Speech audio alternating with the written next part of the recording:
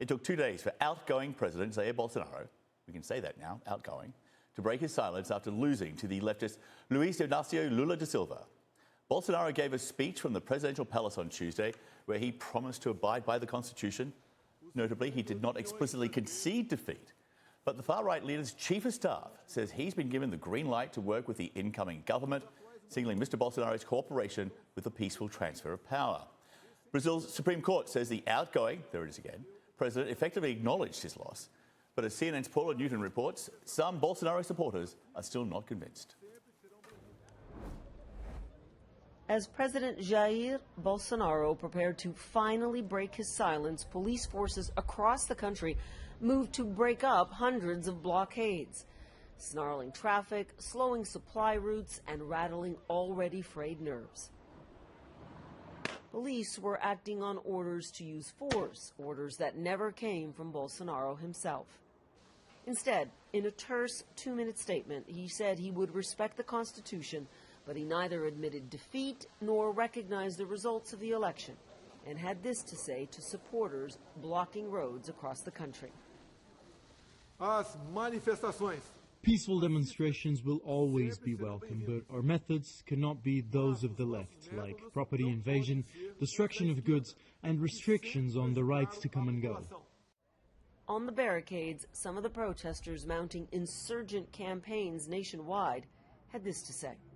This was a statement where he didn't say anything conclusive. It gives us the impression that there was something wrong with the elections.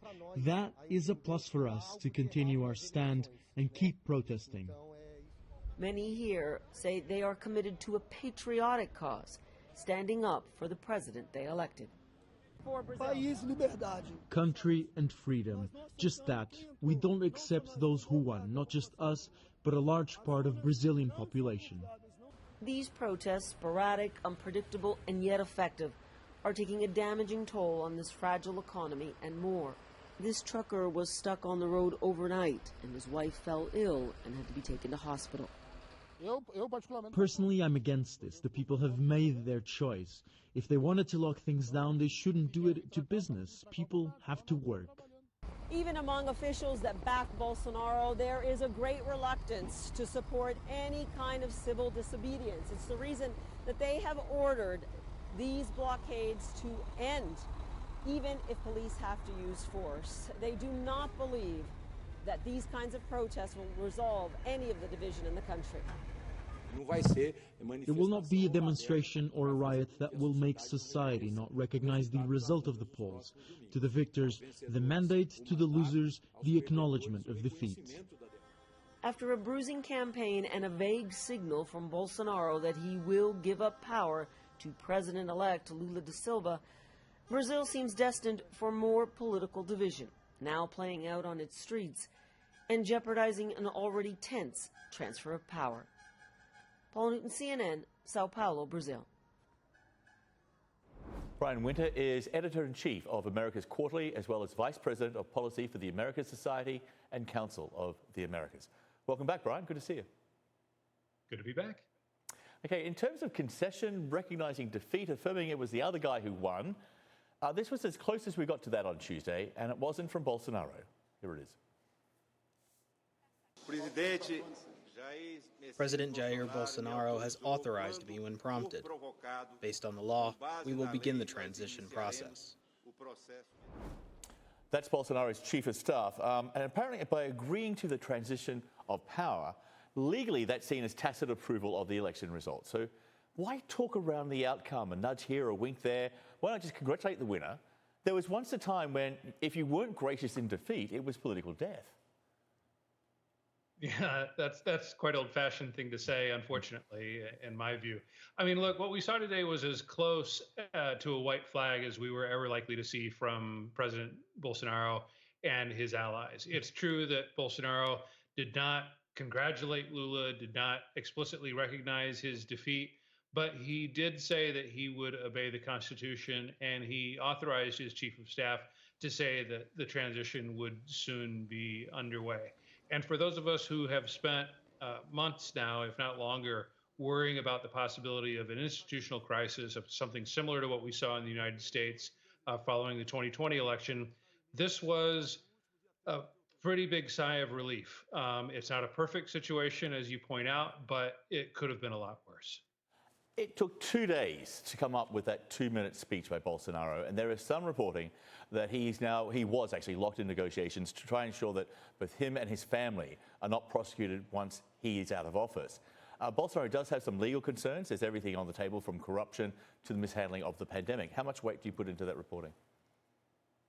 That sounds true. I mean, I think the story of what happened during these 48 hours where President Bolsonaro remained totally silent, I think that story remains to be told. But what I'm hearing and what's being reported in the Brazilian press was that it was, in the end, it was his allies who prevailed upon him to at least come out and at some level acknowledge the result.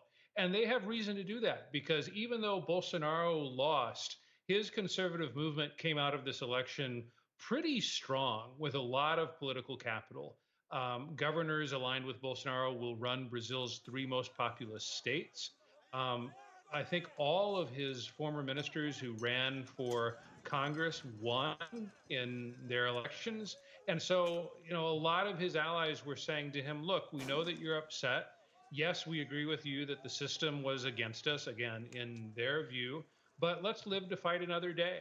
Bolsonaro also made reference to the electoral success by the right-wing parties in recent elections. Here it is. A direita surgiu de verdade. The right really emerged in our country. Our robust representation in Congress shows the strength of our values: God, country, family, and freedom.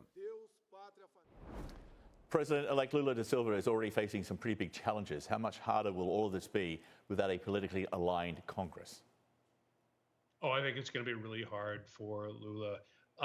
Expectations are somewhat high just because Lula, who was president, of course, from 2003 to 2010, that was an era of bonanza for Brazil. The world is much more difficult this time around. The global economy is harder.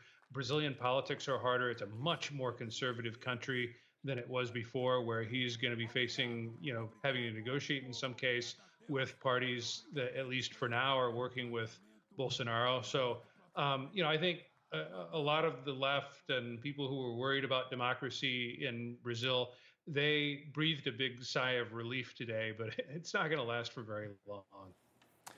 The other unknown in all this is how Bolsonaro supporters will react. They've been manning hundreds of roadblocks on highways across the country. That's in defiance of a Supreme Court order to clear the way.